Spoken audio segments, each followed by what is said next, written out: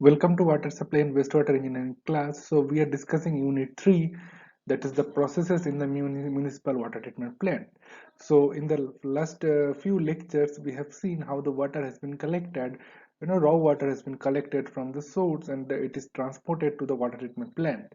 So again, in the water treatment plant also we have few steps, like first water will be passing through the screen. Big screens will be there, right? So in that screen, the floating objects, whatever is present in the water, that will be filtered out. Then the remaining water will go to aeration tank. So in the aeration tank, basically we are removing the gases and toxic gases from the water, and then the rest of the water will go to next chamber, that we call it primary sedimentation tank or the settling tank. So in the settling tank, the all the large particles will be settled down because of the gravity force. So we are removing the large particles. So that also will be done in the primary sedimentation tank. Now after the primary sedimentation tank, still the colloidal particles, means small particle, will be still present in the water. So the still this type of small particle will be still colloidal suspension will be there. So now that we have to remove it. So for that, in the last lecture number 7 onwards, we have started the next process, that is flocculation, coagulation, and flocculation. So in this coagulation and flocculation process, basically we are depositing, or we are settling all this, even the small particles which has not done it in the primary sedimentation tank.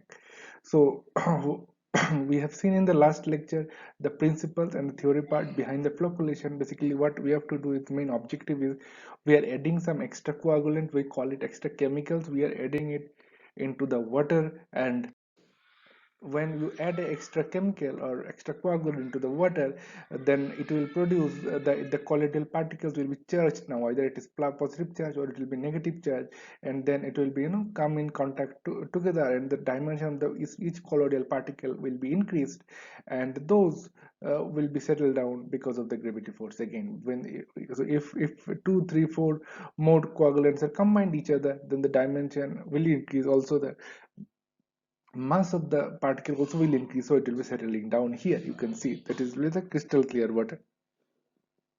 So that is the main purpose of the coagulation and flocculation process.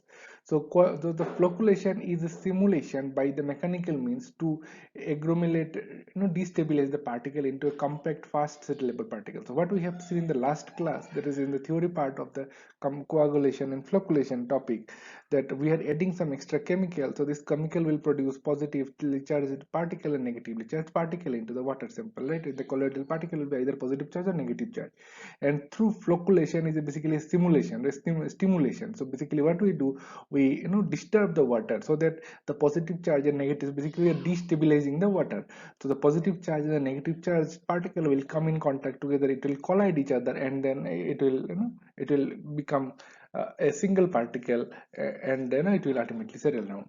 So the flocculation, or a gentle agitation, results from the velocity difference of the gradient in the coagulated water, which causes the fine moving destabilizing particles to come into contact and become the large, readily settleable flocks. So this, many coagulants combine together, this we call it flock. Okay, when it combines together, we call it flock, and this flock is basically settled down at the bottom. So what we do, after water comes out from the primary sedimentation tank, in another small basin or small chambers will be there. So let me draw a figure. So here you have the primary sedimentation tank. So water will be there. So water, once they come out, so this water will go in a small chamber.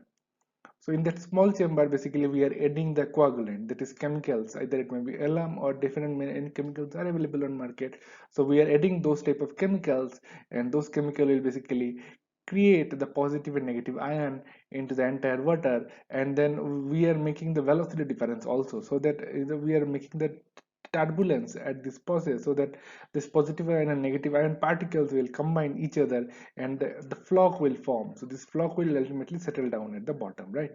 So that is the main objective. So what we do is that there are basically two steps followed. So it is a common practice to provide an initial rapid flash mix. So what will happen, when water from primary sedimentation tank will go to here, So very fast the process, the velocity of water will increase. So through pump basically we're increasing the velocity, and it will be very fast mix. So we are mixing very fastly this coagulant as well as with the water. So the mixing will be the very fast, and the coagulants, why we are mixing very fast, so that we are basically destabilizing the ions inside the water, so that it will combine each other, it will collide with another, and then it will ultimately settle down. So the rapid or the flash mixing is the process by which a coagulant is rapidly and uniformly dispersed through the mass of the water. So very quickly we are adding here, very quickly. So water is coming, and through another pipe, small pipe, we are adding these chemicals into that very fast. So this process usually occurs in a small basin, as I mentioned. So this is a very large primary sedimentation, like you can see, and from there, once water is coming out, basically we make a small basin type, this type of thing, and there we add the coagulants, chemicals. Okay, so this process usually occurs at a small basin immediately preceding, immediately preceding or at the head of the coagulation basin. Okay, so generally the detention period, so water will be staying in the small basin for 30 to 60 seconds. You can see less than a minute water is staying in a basin, and so quickly water is coming and quickly water is going out from this basin, and basically we are adding the chemicals very quickly, rapidly, in this small basin. So that's why this is called rapid mix, because we are very small duration of time, the entire turbulence will be created here, and the water will be taken out and the chemicals will be mixed here. So the head loss also will be there, 20 to 60 meter. Why head loss? Because this is high, right? We are keeping the water into high elevation, and this basin will be you know on a ground, or maybe at the lower elevation from this height. So that's why the water elevation, the water head loss also will be happening. From high to, it will go to low. So head loss will be there. Because of head loss, there will be so much turbulence will form here, and that basically will destabilize the water, right? And then slow mixing brings contact. So after first mixing, then water will rest in the next chamber, we call it secondary sedimentation tank, right? This is first one is the primary sedimentation, and after this, after we add this coagulant into the water will go to next chamber, that we call it secondary sedimentation tank, and there we call it slow mixing will be happening. So whatever chemicals are being added, so that this reaction will takes place in the secondary sedimentation tank, and ultimately this will be settled down at the bottom. So that is about the flocculation. Basically there are two types of flocculations happening. So the flocculation process can be broadly classified into two types. One is perikinetic and another is orthokinetic flocculation. So what is perikinetic flocculation? Refers to as flocculation contact, that is, as we know that these small particles which is present in the water, uh, that this is small suspended particles will be there, so that also will exhibit Brownian motion. We have studied in the earlier lectures also what is Brownian motion. Small particle always will be in a constant motion. It won't settle down at the bottom. It will be individually, it will be in its in a constant motion. It will be going roaming entire world, in entire the world entire world, water. So due to this Brownian motion, the of the colloidal particle, so this perikinetic flocculation refers to as flocculation which is happening because of the Brownian motion of the colloidal particle. So the colloidal particle exhibits this Brownian motion. When we add extra chemical, so this flocculation will be happening because of the Brownian motion itself, right?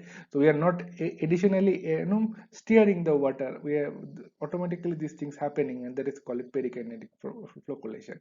And another part, we have this orthokinetic flocculation. What is orthokinetic flocculation? So basically here, once we add the chemicals into this, then through this some stirrer, so through some pedal type will be there. This pedal will continuously rotate. So once this is rotating, basically what will happen, once it is pedal is rotating continuously, basically it mixes the chemical or the coagulant, and also it destabilizes the ions or the colloidal particles into the water. So if you are doing mechanically from outside, this that collision, if you are conducting from outside force, then we call it the orthokinetic flocculation. If by default, because of the Brownian motion of the colloidal particle, if this collision is happening, then we call it as a perikinetic flocculation. But if any mechanical means are used for such as steering in this system, basically the velocity of the fluid varies spatially from point to point. Why? Because water velocity will be different, right? Because we are using a pedal to straight this water. So near to this pedal side, water velocity will be high, whereas very far from this pedal, water velocity will be less. So this is also the fluid velocity will vary from location to location and also time to time, right? Because this pedal is moving, right? It is rotating. So in some time in this particular point, when the pedal is nearby, that time velocity will be high in this point, but when the pedal moves some other location, then the velocity will be reduced, right?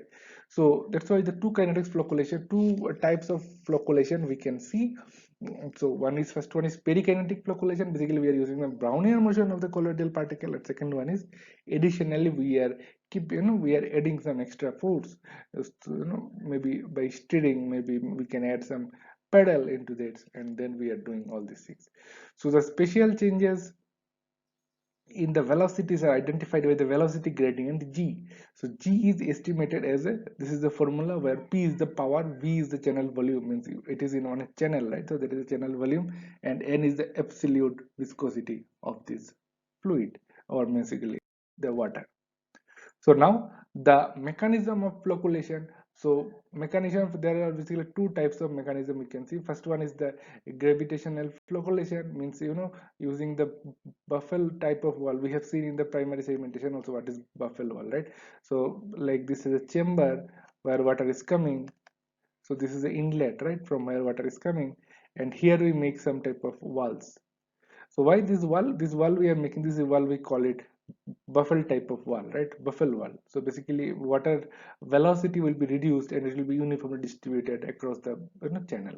So the buffle type mixing basically an example of gravitational flocculation. So by gravity only this flocculation is happening, right? We are not adding any pedal or anything. So what will be mixing there? Okay, we are adding the chemicals before that, and then water will be resting here. So, and we are keeping the velocity constant through this type of buffel type of walls. Either it may be vertical or it may be inclined, whatever it may be, depending on our design. And another type of flocculation mechanism is called mechanical flocculation, where basically mechanical flocculators are consist of revolving pedals. Like this type of pedals will be there with horizontal and vertical shaft will be there, right? These pedals are suspended from the horizontal oscillation of beams. Like this type of another type of pedal will be are keeping. So pedal also will move with the motor. So basically that's why it is called mechanical flocculation, and first one is the gravitational flocculation. So in this lecture, so this is a very short video. What we have discussed in this is the flocculation, what is rapid mixing, what is slow mixing, all these things we have discussed. So we are now almost completing this flocculation part. So next lecture will be discussing the next process of water treatment. Thank you.